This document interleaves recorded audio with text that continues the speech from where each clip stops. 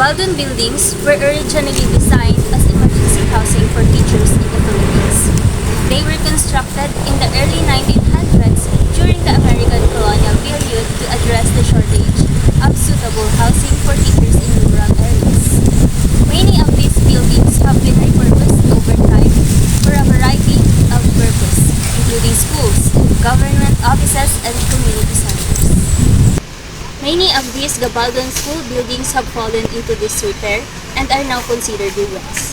There are various reasons for the deterioration of these structures, including lack of maintenance, natural disasters, changing educational needs, and urban development.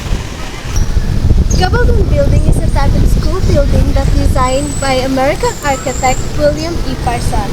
It is named after the late Isauro Gabaldon, a former member of Philippine Assembly from 1907 to 1911. He authorized the law providing the funding for the construction of this type of school building across the country.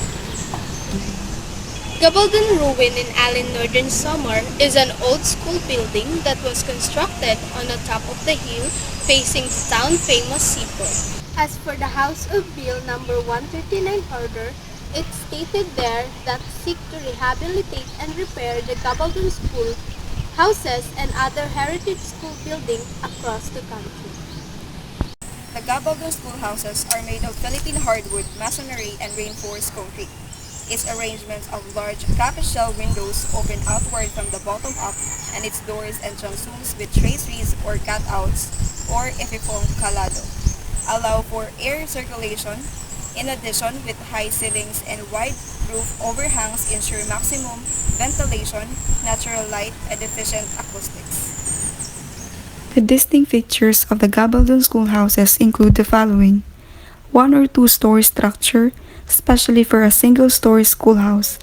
It is H or U-shaped.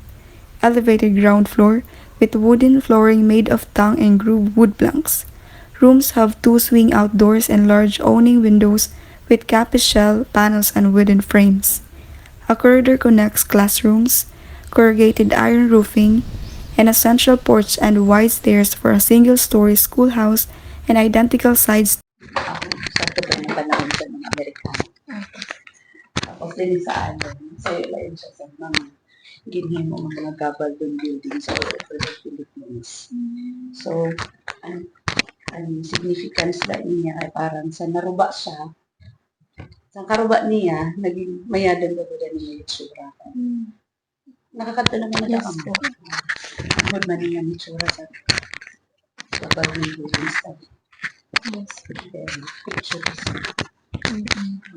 And iya, kahoy. Tapos, plus nadagdagan ang presence, tungkol ng presence ng mga kanya.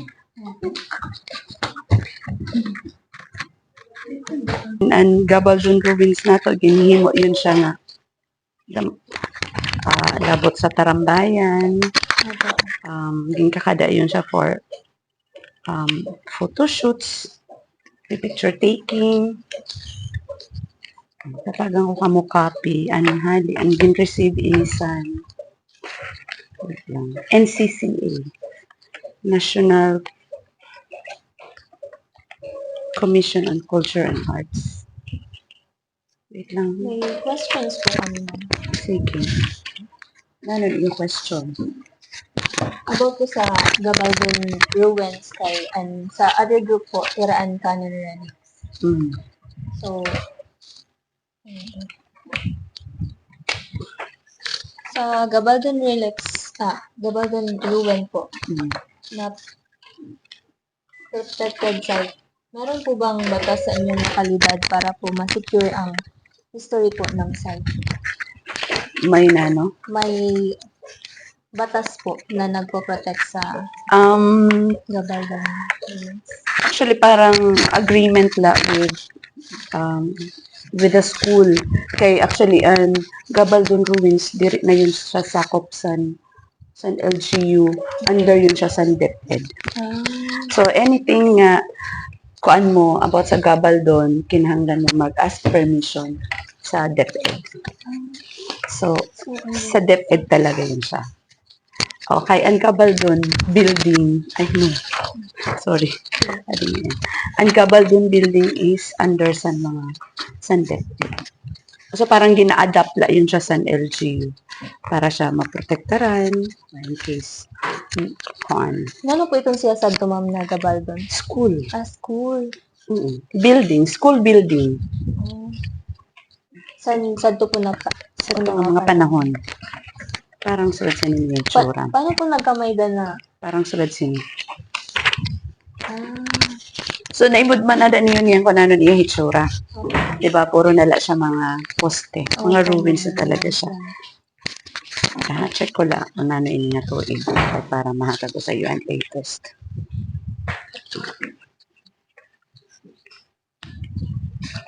So, ini, duwa ini, maglain ini siya Gabaldon Ruins, ibalaluwatsan sa canon. Pwede niyo din maimod and mga details sa structure.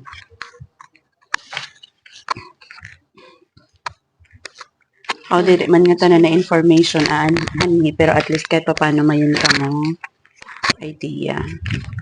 Kita nga check ko lang kung ano yun nga tuig.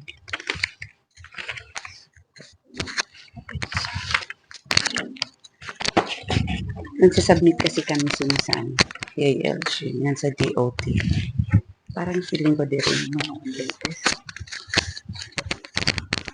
Actually, ang barangay, may yung gadyon sira liwat move para may yung sira resolution sa barangay, under San Barangay for protection. Although, ang Gabaldon Ruins, bisan siya under San DepEd, declared siya as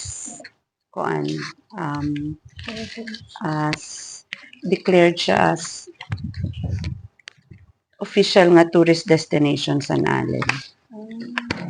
So, pwede po siya bisitahan sa mga Yes. Oo. Iniho, ang resolution ini San Barangay, pag-acknowledge ni Rasan presence sa mga canon relics. Tapos, ayan, pwede ko siguro kamatagan. Mas nauna po yung Gabaldon na i-build kaysa sa Central Elementary School? And sa Allen po? Allen Central Elementary. Yun, dire ako sure. Ay, wala kami sa records. Pero saan ginhimo ang Gabaldon, definitely naunaan mga kanyon. Kaysa to nga time, yun siya dun nga hill. Ginhimo yun siya sa to nga parang parang labot sa kampo, parang site kuan baya sa nira kay kun di na iimod nira nga tanan approaching nga mga ships sa mga kalaban. So wala pa manini din yung mga buildings, wala pa mga structures. Ang pinakahataas nga point sa poblasyon San Allen mao yun doon. So doon nagkakampuan mga sundalo sadto para naimod nira ang mga approaching ng mga barkosan kalaban. So kaya mayon doon mga kanyon. Kaya o yun doon ang kanyon. Mga po, ang school naging kampo po siya sa mga sundalo? Before siya naging school. Before siya naging Oo, school. wala po man sa tugod mga mga eskwelahan. Naging school na siya, siguro sa time man na ibutangan na siya sa building. Pero existing na yun na Okay. Ay, kaya man, kay 2022 ini. Ay mo na ha, kadali la. Pwede po siya sa mga tourist na, may daw po ba chance na magaan siya mark as heritage site? San Allen? Oo, God. Oo.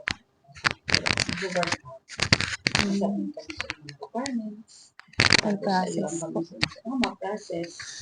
Tapos makanisyon ang talian sa CA, assess ang area, support siya to declare as heritage site. Dito siguro sa hotel. May mga